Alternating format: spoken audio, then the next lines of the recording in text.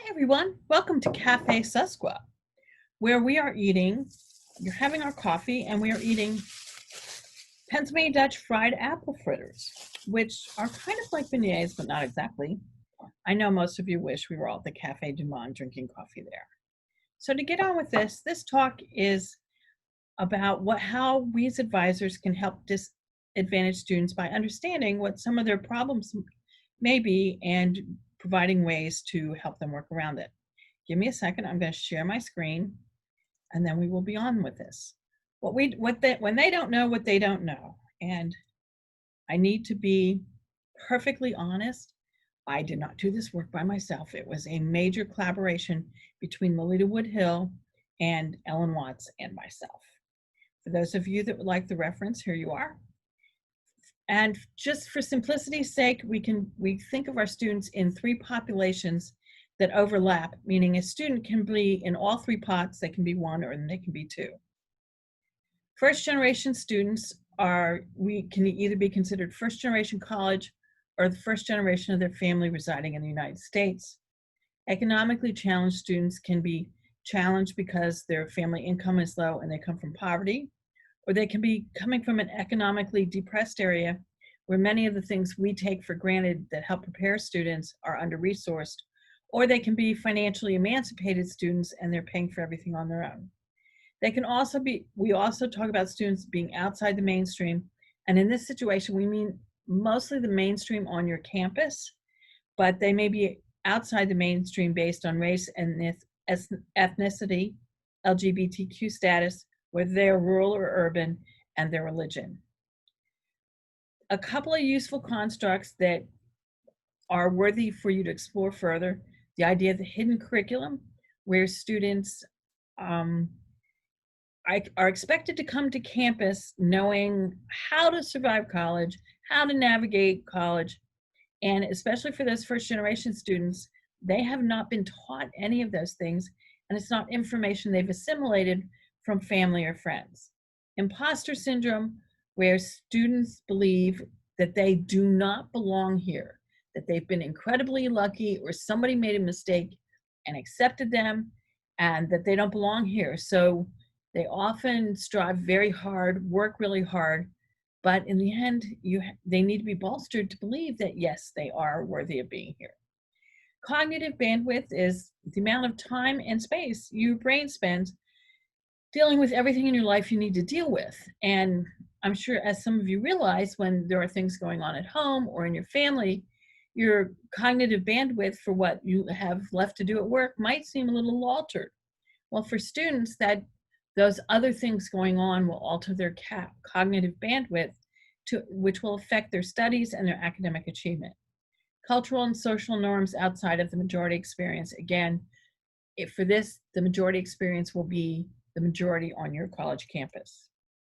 So, advisors, what you may or may not know: first gen students don't always know the difference between a guidance counselor and advisor and may need you to explain how those work. Their families often push them very hard into either a timeline or a major.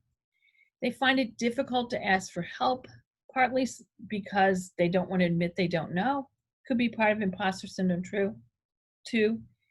And they frequently have a bootstrap orientation. You don't give up, you keep working. Hard work gets you where you need to be, but they don't understand that sometimes they need to be able to stop and regroup.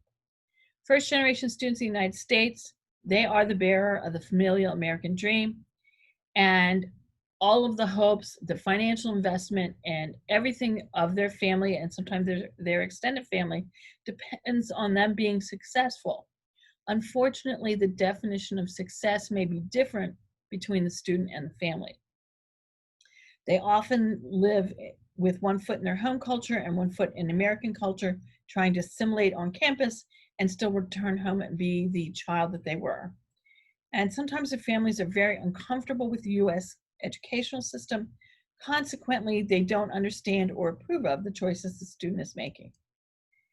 Economically disadvantaged students, the first thing is that they often do not consider themselves disadvantaged. They resent that label. They are lucky. They are going to college. They have family members, siblings, cousins, at home, in other places that don't get that advantage. So they don't think they're disadvantaged. They often work a lot. They're often expected to contribute to the family financially on breaks and even send money home from school. They're sometimes pressured to choose a career path with the least financial investment. I've seen in my experience, this has most often been with students being pushed to choose physician assistant over physician because the pathway is shorter and the tuition is less. They will try to push to finish college early to save their tuition, again, sometimes sacrificing their academics and resulting in a lower GPA. They cannot pick up classes over the summer, so if you advise them to drop something, you need to be able to have a plan for them to pick it up during the regular academic year. Frequently, they have food and housing insecurity, and they may not know when they're going to be able to afford their next meal. Lastly, students outside the campus mainstream, they'll become overcommitted trying to fit in. I'm sure you've all seen those students that are on every board and elected to every possible thing, but their academics are studying. They may feel alone or isolated and may have a hard time sharing that with you if you are not from their home culture. They'll wonder when the going gets tough, especially, they'll wonder why they're even here. And they may swing from rejecting the general campus culture to denial of their own culture. And that swing can happen several times during a semester or during the academic year. They frequently are not comfortable with being the center of attention, unlike a lot of their American student colleagues. And they often have a difficulty seeing their experiences fitting into the boxes on their application resume.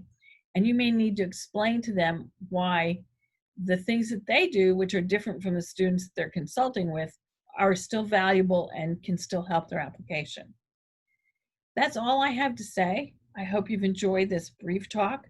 Maybe we'll get to meet again in person 2 years from now in Colorado.